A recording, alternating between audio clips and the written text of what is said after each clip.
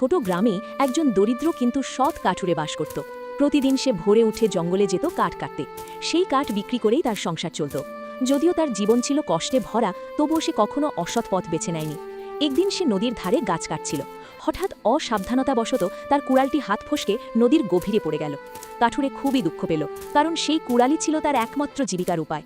সে নদীর তীরে বসে কাঁদতে লাগল।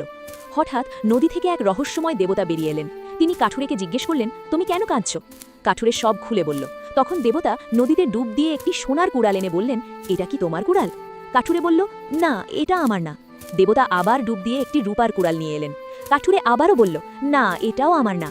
শেষে দেবতা তার পুরনো লোহার কুড়ালটি এনে দিলেন। কাঠুরে খুশি হয়ে বলল, হ্যাঁ, এটাই আমার।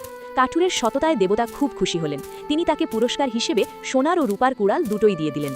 কাঠুরে আনন্দে বাড়ি ফিরে গেল এবং সৎ পথে চলার জন্য আরও দৃঢ় প্রতিজ্ঞ হল।